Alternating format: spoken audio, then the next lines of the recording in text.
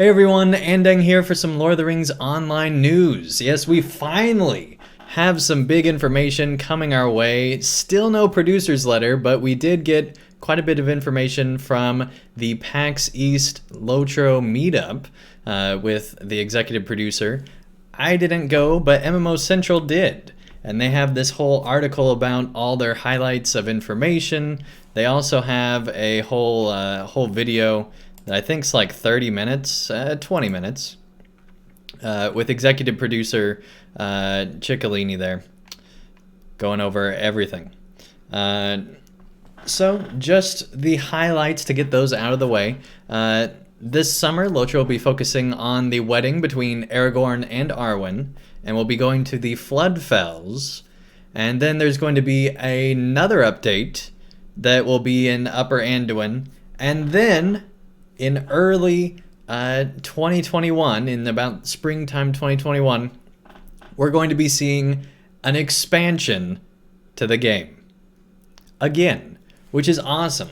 I didn't expect an expansion till late 2021, so it's awesome that we're seeing one in early 2021. I can't wait for that. It's going to be going to Gundabad and going through all the craziness that goes on there, presumably historically and in the current timeline. So I'm looking forward to that. Also coming this year is different scaling content called missions, which are going to be at in-game, and also they're looking at doing some lower level stuff for lower level players as well.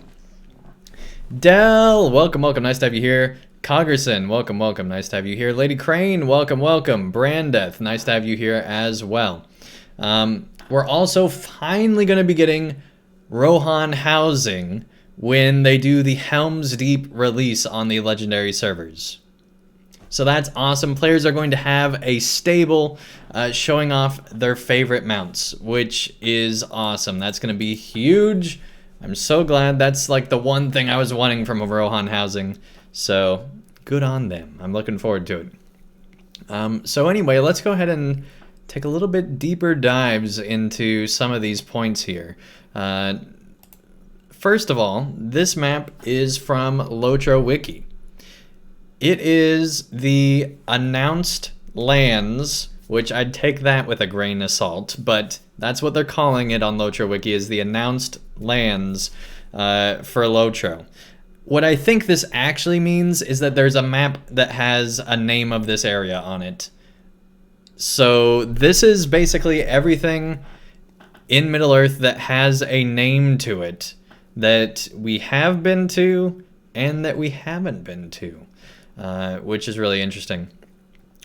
What we're going to focus on is up here.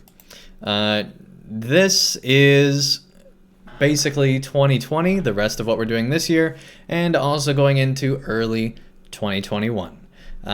So first of all, we have the Floodfells. That's going to be the first area.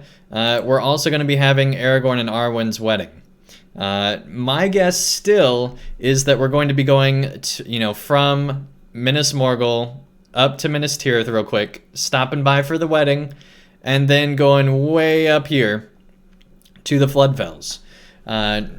What are we going to be doing in the Floodfells, you might be asking? Well, apparently, according to the executive producer, it's going to be setting up the animosity between orcs and dwarves, which I'm super excited about.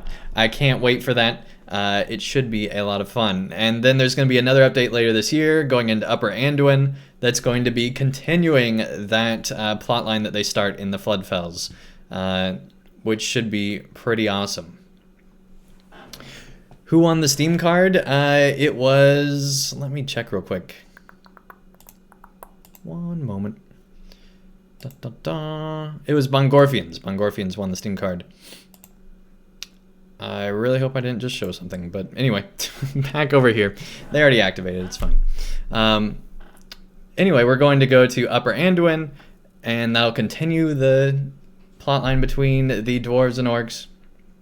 And then we'll be making our way on up to Gundabad for that expansion at the end of 2020, or at the start of 2021, I mean.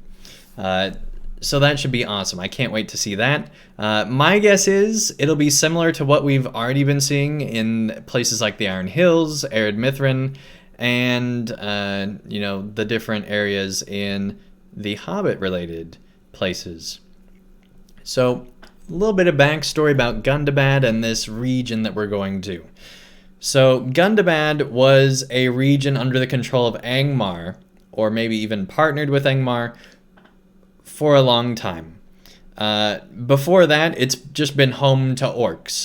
This is the main capital of the Orcs of the Misty Mountains.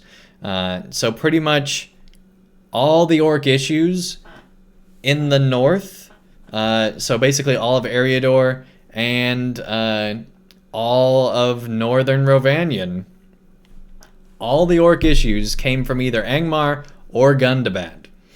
And quite a few things came from Gundabad. For one thing, at the Battle of Five Armies, one of those armies was an orc army from Gundabad. And depending on how you count it, maybe more than one. But anyway, one of those came from Gundabad. And also, during like the Bullroarer Took moment where he lobs the head off the goblin of the orcs that invaded the Shire all those years ago, those orcs came from Gundabad. A lot of the orcs and orc problems and orc invasions and things like that came from Gundabad. Gundabad is like the main hub of orc activity for the north, other than Angmar. And really, Angmar is more focused on the human side of things because it was involved in, the fall of Arnor and all that. So anyway, Gundabad is a huge deal, is what I'm trying to say. It's the main capital of the orcs that's not Mordor. So it should be interesting. It should be very interesting to see what they're going to do here. There's going to be an unbelievable number of orcs, I'm sure, and I can't wait to see how they handle all that. I believe it did say in The Hobbit that like a third of all the orcs of Gundabad were taken out in the Battle of Five Armies. Something ridiculous like that. Like it's a lot of orcs that were gone by then. But this is 60 years later. There's probably more orcs there now. And who knows what we might end up seeing. It'll be interesting. Yeah, Fordwythe is huge, that's for sure. Anyway, let's see. I have the tab here for everything else that goes on in Gundabad. Oh, yeah. So during the Deathless, the first dwarf wakes up at Mount Gundabad. Gundabad is apparently a dwarven name, although we don't know what it means. Tolkien never really said. So anyway, the mountain's always been revered by the dwarves. Since Durin awoke, he did not stay in the mountain. He went down and established Moria and all that stuff. My guess is that this is going to be tying in quite a bit with Moria because of the history that goes on there. There was also the time when Sauron invaded Eriador and he conquered Eregion and overwhelmed Elrond, blah, blah, blah. Drove dwarves back. And that was the first sacking of Gundabad, where they attack the dwarf fortress there. And then Angmar rises, they team up with Mount Gundabad, and everything I said earlier, pretty much. So anyway, hopefully it won't look like this. I've never imagined Gundabad as like a mountain built by the orcs, but who knows, maybe it is. I'm hoping for a more mountainy looking mountain. Is this in the past? We don't know. We don't know when this is going to take place. My guess is it's going to be in present day, because I'm assuming that we're going to have to deal with Karazgar and all that stuff going on. I would be shocked if it was in the past, but I would love to see a past Gundabad as well. One of my favorite areas of the Minas Morgul expansion was the area that took place in the Second Age, and it would be awesome to see, during the Deathless waking up and the fall of stuff, the fall of Gundabad happening and things like that. Like, they could have quite a bit of cool stuff there.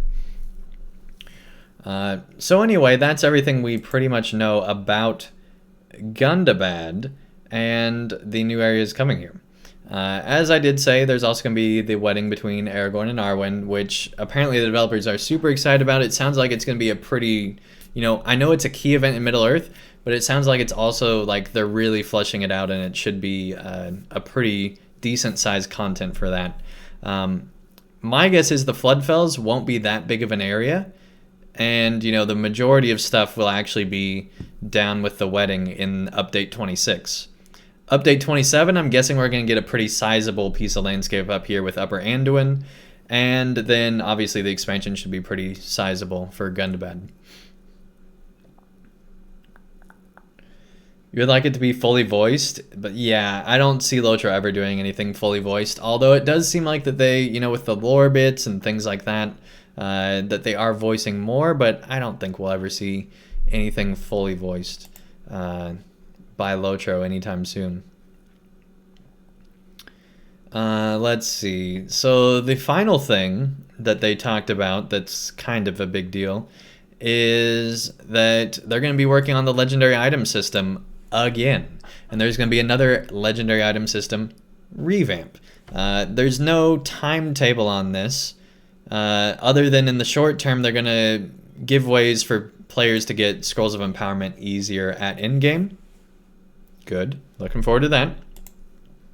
And they're also looking at not the confirmed way they're going to be doing it, but they're looking at an all-new system that's more essence-based, with players being able to transfer the meat and bones of their current LI into it without losing their investment, which is huge, because if you look on the LOTRO store, the amount of stuff for LI, like, if you wanted to, especially if you were like replacing legacies with mithril coins and things like that, you could spend hundreds of dollars on a single LI in LOTRO. Not to mention if you unlocked stuff with Enphalos without using Enphalos scrolls and instead just bought your way through it. There's some players that could have dropped like $1,000 on the LI system on a single character if that's what they wanted to do. I know of at least one player that did make an investment like that. I don't know exactly how much they invested, but I know they put a lot of money into it. So if they made them lose their progress, that would be huge. So I think it's absolutely crucial that players don't lose their current progress in the LI because of the amount of money some players have spent on it. That would be huge. You know someone in Arnor, in a kin that you're in, that would definitely do that? Yeah, I can see that. So I've even spent a little bit of money on LIs on certain characters, but not anything like sizable. It's just to swap out a legacy on one of them. But still, definitely don't want to lose all the time and money that players have put in there. So that's a big deal. We need to make sure that the LIs aren't losing any progress. That would be a big deal. Yeah, and the sheer amount of tunes that some players have put into it, like, it just gets multiplied into, hundreds and hundreds of hours players have poured into the system, and they do not want to lose their progress. This is a big deal. This could be as big of a deal as the character updates when they revamped how classes work, or how the character trees. This could be as big of a deal as that. Hopefully it won't have anywhere near as negative of an impact, and it'll be good, a positive change. But we'll see what happens. Two big things that I want to see with a revamped LI system. One, the ability to imbue from level 50 would be awesome. Two would be, once you have an LI, you never get another one again at level 50. That would be huge. And also being able to imbue bridles would be nice as well. It's not really that big of a deal, but it'd be nice to round out the system if we could finally do that.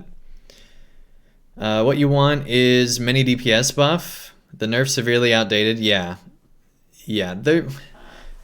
So that would be nice. What I really want to see is LIs scale properly, because it feels like that they're way behind as far as like the damage output they need and things like that. So I hope that this will be a way for them to make LIs scale the same way that weapons do, but obviously be a lot more powerful. That would be really nice to see. But, you know, we'll see what happens. I'm really excited. I don't know why, but I've been wanting to go to Gundabad for a long time. And in fact, I was more excited for Gundabad than I was for Minas Morgul, because that's where the story was going with Karazgar and all that stuff. It was all leading up to that, I felt like. And then suddenly we decided, nope, we're going to go face our old villain way over in Minas Morgul. And we took this total detour. I kind of wish that they had done Gundabad first and Minas Morgul second. I think that would have made a lot more sense. But, you know, we'll see if there's more story with the Sheila Braid that'll maybe justify us more going over in this direction. But personally, I'm really excited for this. I hope Karazgar is going to be a part of it. I can't wait to see what else they do. It should be a lot of fun. So anyway, that's the recent news that we've had for 2020 and 2021 for the Lord of the Rings Online, covering Update 26 with the wedding, Update 27 with the Anduin, and Update 28 with the Gundabad expansion in spring 2021.